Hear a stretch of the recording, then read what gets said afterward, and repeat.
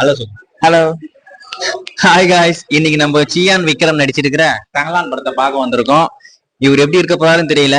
ஏற்கனவே என்னுடைய நண்பர்கள் எல்லாருமே ரொம்ப அற்புதமா இருக்கு அப்படின்ற மாதிரி சொல்லியிருக்காங்க. இவர் எப்படி இருக்காருன்னு சொல்லிட்டு நான் போய் பார்த்துட்டு சொல்றேன். பாப்போம். மச்சான், நீ எப்பறம் வெயிட் பண்ற? பார்க்கலாம். என்னமாமா தலைவன் அப்படியே காட்டு வாசினே இருக்காப்ல. பாப்போம் எப்படி இருக்கான்னு சொல்லிட்டு நான் உள்ள போய் பார்த்துட்டு வரேன். வெற்றிகரமா தங்கலான் படத்துடைய ஃபர்ஸ்ட் ஹாஃப் பார்த்துட்டு வெளியே வந்திருக்கிறோம். ஃபர்ஸ்ட் ஹாஃப் பொறுத்த வரைக்கும் எனக்கு மேக்கிங் அந்த விஷுவலா பார்க்கும்போது ரொம்பவே கிராண்டியரா இருக்கு. ஆனா ஸ்டோரியா எடுத்துக்கிட்டீங்கன்னா அந்த அளவுக்கு பெருசா எனக்கு இம்ப்ரெஸே ஆகல. அந்த ஸ்டோரி எங்க போகுதுன்னே சொல்லிட்டு ஒண்ணும் புரியல. இவங்க இந்த படத்தை கேஜிஎஃப் தான் எடுத்திருக்காங்களா, இல்ல குடியாத்துக்கு எடுத்திருக்காங்களா, இல்ல ஆர்கார்ல எடுத்திருக்காங்களா, எங்க எடுத்திருக்காங்கன்னே தெரிய மாட்டேங்குது. ஏன்னா இப்ப கேஜிஎஃப்ல தான் இந்த தங்க சுரங்கம் இருக்கு, அங்கதான் தங்கத்தை எடுத்தாங்க அப்படின்றது நம்ம எல்லாருக்கும் தெரிஞ்ச விஷயம் தான். ஆனா இந்த படம் எங்க போகுதுன்னு சொல்லிட்டு ஒரு மண்ணும் புரிய மாட்டேங்குது. எனக்கு இந்த படத்துல ரொம்ப பிடிச்ச விஷயம், அதாவது இந்த ஃபர்ஸ்ட் ஹாஃப்ல ரொம்ப பிடிச்ச விஷயம் என்ன அப்படின்னு பாத்தீங்கன்னா, இன்டர்வலுக்கு முன்னாடி ஒரு ஃபைட் சீக்வன்ஸ் இருக்கும். அது பாக்குறதுக்கு ரொம்ப கிராண்டியரா இருக்கு. அது மட்டும் இல்லாம நம்ம சியான் விக்ரம் வந்து அவருடைய குழந்தைக்கு ஒரு ஸ்டோரி ஒன்று சொல்லுவாப்ல, அந்த ஸ்டோரியுமே ரொம்ப கிராண்டியரா இருக்கும். அதை மேக்கிங்கா ரொம்பவே விஷுவலா ரொம்ப சூப்பரா பண்ணியிருந்தாங்க.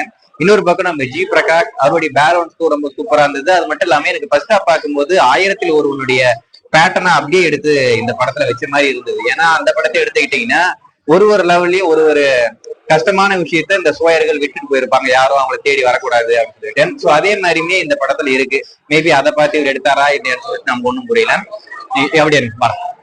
உனக்கு எப்படா இருக்கு ஃபர்ஸ்ட் ஹாஃப்? சூப்பரா இருந்துச்சு.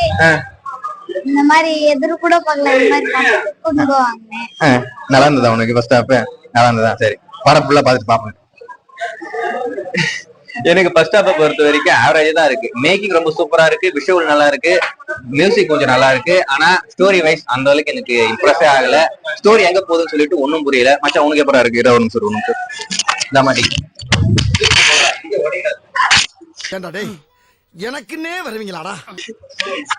ஒன்னும் பெருசா இல்லைங்க சொல்றீங்க மாதிரி. ஒன்னும் இல்ல, நான் கொஞ்சம் லாஜிக் எதிர்பார்ப்பேன் எல்லா படத்துலயும். சுத்தமா லாஜிக் இல்ல, ஃபிக்ஷனல் தான் மொத்தமே. Fictional, imaginary. ஒன்னும் இல்ல, பழைய காலத்துல நம்ம பாட்டி தாத்தா சொல்ற அந்த கதை தான். ஆன்செஸ்டர்ஸ் மூவி தான்.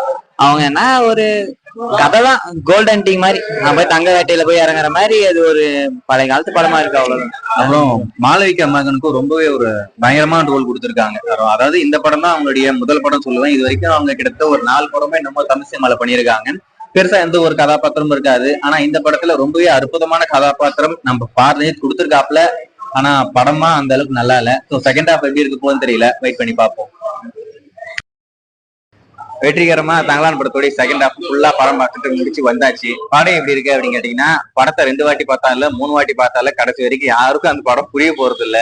கதை நேர்த்தியா கிடையாது. ஏதோ மேக்கிங் ரொம்பவே கிராண்டியரா இருக்கு, அதுல எந்த ஒரு மாற்றம் இல்ல. அதாவது ஒரு இன்டர்நேஷனல் லெவலுக்கு மேக்கிங் எடுத்திருக்காங்க, நான் அதுல குறைய சொல்ல மாட்டேன். ஆனா அந்த கதையை அவங்க பெருசா நம்மளுக்கு புரியுற மாதிரி சொல்லவே இல்லை. அவர் வேற ஒரு ஜானர்ல சொல்லியிருக்காப்ல, அந்த கதை நம்மளுக்கு புரிய மாட்டேங்குது. தாத்தா, நீ என்ன சொல்றியா? ஓகே தாத்தா. எனக்கு செகண்ட் ஹாஃபை பொறுத்த வரைக்கும் ரொம்பவே லாகுங்க. என்னடா அது அப்படின்ற மாதிரி ஆயிடுச்சு. கிளைமேக்ஸ் ஃபைட் சீன் ரொம்ப சூப்பரா இருந்தது. ஆனா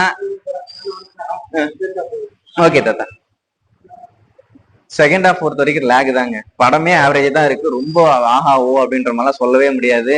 மேக்கிங்காக நீங்க இந்த படத்தை பார்க்கலாம். நீங்க எதனா புதுசா கத்துக்க போறீங்க, படத்துல எதனா புதுமையா பார்க்கணும் அப்படின்னு நினைச்சீங்கன்னா, விஷுவலா நீங்க இந்த படத்துல ரொம்பவே கிராண்டியரா நிறைய விஷயங்களை பாப்பீங்க. ஆனா கதை கண்டிப்பா புரிய போறது இல்ல. மச்சான், உனக்குடா ஒண்ணு பொறுமை தேவை. ஃபுல்லா பொறுமையா பார்த்தாதான் படம் புரியும். கண்டிப்பா வந்து நிறைய ஹாலிவுட் மூவிஸ் எல்லாம் பாக்குறாங்களா, அவங்க வேணா பாக்கலாம், ட்ரை பண்ணலாம். பட் நம்ம நார்மலா இந்த ஃபேமிலியோட வந்து பொறுமையா பாக்குறவங்களுக்கு எல்லாம் செட்டே ஆகாது. சுத்தம் புரியாது படம், செட் ஆகாது. ரொம்ப நல்லா இருந்துச்சு ஓரளவுக்கு. ஓகே, நம்ம கிளைமேக்ஸ் சீனு செம்ம குஸ்பம்ஸ். மற்றபடி ரொம்ப பொறுமை தேவை படம். ஃபர்ஸ்ட் ஹாஃபும் கணக்கு கிடையாது, செகண்ட் ஹாஃபும் கணக்கு கிடையாது. லாஸ்டா அந்த 30 மினிட்ஸ் தான் படம். ஃபர்ஸ்ட் ஹாஃபும் பாதி அது வேற ரூட்டு, செகண்ட் அது வேற ரூட்டு, தேர்டு நம்ம கதை செம ட்விஸ்ட் லாஸ்ட்ல.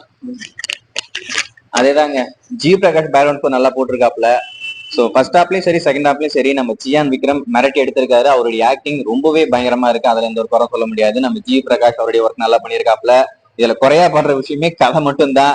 அது இன்னும் கொஞ்சம் அவங்க தெளிவா அந்த கதையை சொல்லியிருந்தா படம் ரொம்பவே பயங்கரமா இருந்திருக்கும். ஸோ நான் இந்த படத்துக்கு அவுட் ஆஃப் 5க்கு 3 தரேன். நீங்க இந்த படத்தை பார்த்திருந்தா எவ்வளவு தருவீங்க அப்படின்றத மறக்காம கமெண்ட்ல மென்ஷன் பண்ணுங்க. என்னது 2.5?